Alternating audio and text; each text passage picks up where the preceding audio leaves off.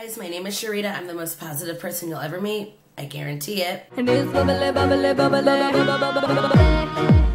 We are singing to our love. So in today's video, I'm going to be talking about the app Cheer Candy. Now, I know this is not a new topic, but we're getting closer and closer to the release date or the launch date or whatever, because it's coming out in fall and we are in August, which is near the end of the summer. So Cheer Candy shall be coming out sometime soon. I'm gonna go without the glasses. So if you guys are not familiar with Cheer Candy, it's going to be an app that is dedicated to cheerleaders in the cheer world and the cheer community. If you guys are interested in this video, go ahead and keep watching. Before I get started, make sure you click subscribe for new content almost every Tuesday and Friday. And also do not forget to link up with me on my social media. All of that information will be down below in the description box. So let's get started. So I'm just going to read straight from the website what Cheer Candy is. It starts out by reading, "We're creating something new for everything that is sweet in cheerleading. Cheer Candy is a one-stop hub for all things cheer and lets you set up your own personal profile to share the best you out there with the cheer world. With Cheer Candy, you will be able to import your social media channels from Twitter, Snapchat, and Instagram, and stay close and connected to your cheer fam using MatChat, our 4-tier chat interface that allows you to communicate directly with your world, your gym, your team, and your closest peeps. No FOMO zone." If you guys don't know what FOMO is, that means fear of missing out. Apparently it's a real thing. Cheer Candy keeps you up to date on cheer fashion, competitions, sideline, and lifestyle info with a direct feed from Cheerupdates and the hottest cheerleading content with our in-app video channel, Candy TV. And as a Cheer Candy member, you will enjoy exclusive offers and discounts from valued sponsors like Fabletics. My dumb self just realized that it's Fabletics. I swear I'm not dumb. 17 Magazine, and many others. Cheer Candy is your own sweet space for the sport you love. So, while yes, this seems like it's going to be this amazing, wonderful interaction type deal, in my opinion, we already have things like this out there in the social media world that we don't need something else that you have to pay for, by the way. It's subscription based at $6 a month.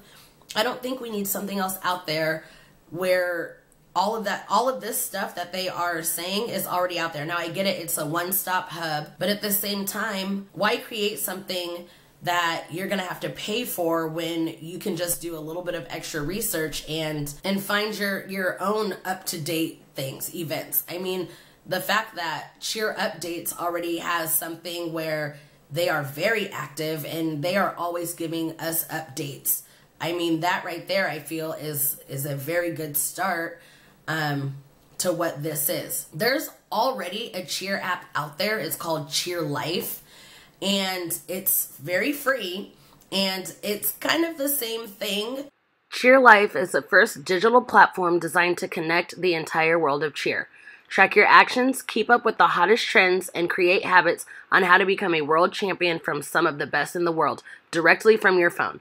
Learn tips and tricks from past and present members of some of the top programs in the world, including Team USA, Team Canada, California All-Stars, Top Gun, and many more. What's the best part? Get rewarded for all of your actions. Download Cheer Life now to see if you can get recognized on the global leaderboard.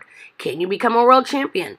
Take it a step further and get your gym its own custom app on Cheer Life and give your gym the tools to be elite. Okay, so they do have different channels like USASF World's Cheer Channel, and you can follow the channel. So this was for Worlds. So obviously, like, this is only going to be good during Worlds time. But they have things where you can win a t-shirt. They kept the performances up to date. As you can see right here, they have the performance order from Cheer Worlds. And I mean, of course it's an app that you have to get used to, but at the same time, like, I feel like it's kind of advertising the same things. There's a Debbie Love daily channel where you can learn, let me go ahead and follow Debbie Love, where you can learn tumbling tips, you know, whatever it is that she's putting out there, which I think is awesome. But I think the problem with cheer candy is the way that it's being promoted. It's being promoted as like, this is a safe space, which there's nothing wrong with a safe space, but they're using it as, we want to take negativity out of cheerleading altogether. Well, we know that can't happen, because if that were true, there would be no negativity in life. And we cannot coddle people in our little bubble, because we're not preparing them for the real life. Like, this is just how it is. Like, yes, I understand nobody wants negativity, but it's going to be there, unfortunately, no matter how much you try to wean it out, it's going to find its way in there. And I know Jamie Parrish has been using, or used, this one very tragic event. He used it to push his agenda towards cheer candy, which is really sad to me, because he's using this girl who just happened to be a cheerleader, who was bullied from her schoolmates into committing suicide, which is very, very sad. But he used it to be like, see, this is exactly why we need cheer candy. No, that's why we need no bullying, not cheer candy. I don't feel like this has anything to do with cheer-anons, you know, because for the most part, cheer-anons are pretty positive, but they just want to be able to give constructive criticism without being criticized, because for some reason in our sport, people can't take constructive criticism, and or they can't take it from people that they deem unacceptable, which is really sad, because I feel like a lot of these cheer-anons, they are very knowledgeable, but maybe because of their age, or maybe because of their gender, or maybe because of their sexuality or whatever, they feel like they need to hide behind a screen and say, hey, I think this, that, and the other. If you guys haven't watched Jeremy's video about this, he did an amazing job, and I think you guys should go and watch it. He is more vocal and more transparent than I am. But he does talk about how there are double standards within the cheer community. You get a big cheerleader. I don't want to use the word cheerlebrity because I feel like that's died down. But you get these big cheerleaders who tweet problematic things, and when people correct them, people come to their aid and go, oh, they weren't being racist, or they weren't being homophobic, or they weren't being this, or they weren't being that. But heaven forbid a cheer-anon says, hey, this person had bent knees and they're double downs. Everybody comes and attacks them. Well, I want to see you do a double down like that. Just because you can't do something doesn't mean you can't criticize it or correct it or try to make it better. Because I can tell you, cheer judges, yes, we may not be able to do those skills. Maybe at one point we could, maybe at one point we couldn't. But it's our profession to be able to spot and see that was wrong or that was right. You know, or this is what it should, oh my gosh, I'm so hungry. Or this is what it should look like, or this is what it shouldn't look like.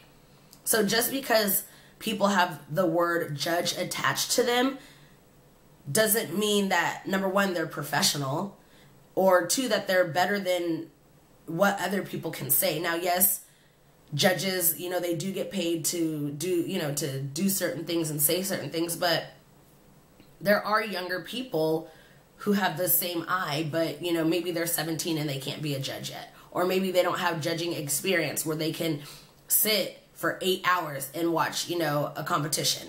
So just because a person isn't a judge or a coach doesn't mean that they can't try to help somebody become a better athlete. Because do you hear that? I haven't had anything to eat, and I'm drinking coffee because I got time today.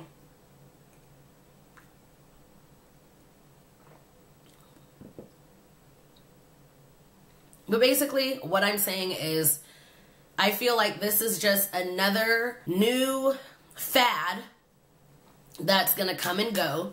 If you guys haven't realized, cheerleading is the least active niche in all of social media. I feel like with Twitter and with Instagram, that's where you get a lot of your followings. But as far as like YouTube, nothing. You know, like we don't have a big enough audience for people to want something like this, that want something like cheer candy. Because I feel like, you know, you have all these other free apps for certain niches, but cheerleading is the one that is literally lagging the most. And I don't know why. I don't know how to fix it, you know, because at one point we had, and we actually still have Fierce Forward, but I'm not sure if it's still very active. Cheer updates became this force to reckon with, because with cheer, we want to know who did good at the competition, and we want to know right then and there.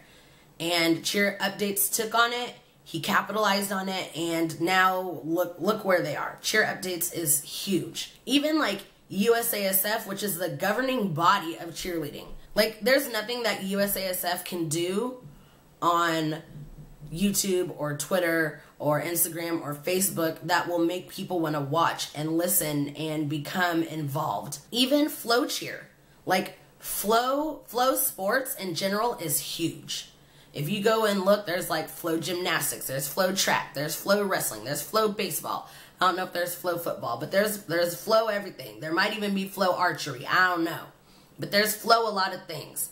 Flow Cheer has a podcast that comes out every Wednesday. I don't know if you guys are aware of it, but I mean, they get maybe like 400 to 500 views on their podcast every week. And then we wonder why cheer is not growing as a sport, because nobody's putting in the effort or the energy to grow it. This went left field. But basically what I'm saying is, I like the idea of cheer candy, but I don't think it's going to be as receptive as people are thinking, and I don't think it's going to be as successful as people think it may be. So I'm not sure if I have a resolution to all this, but what we need to do as far as cheer-and-ons go is stop entertaining the negative ones, keep building up on the positive ones, keep the energy going for cheerleading, you know, support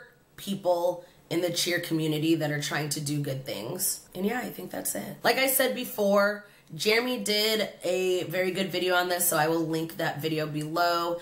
And also, leave your comments below. Let me know what you think about cheer candy. Oh, and it's Friday. So my Cheerio of the week is Emily. You guys, if it wasn't for Emily, I would not post as much as I do, because she is constantly on me. Like, I can't wait to watch your videos. When are you posting a new video? I don't know. If she may have even been a Cheerio of the week before. I don't know. But if you guys would love to be Cheerio of the week, make sure you guys leave comments. Make sure you guys are interactive with me on my social medias. And share my videos. Thank you guys so much for watching. Have a positive and love-filled day. Bye.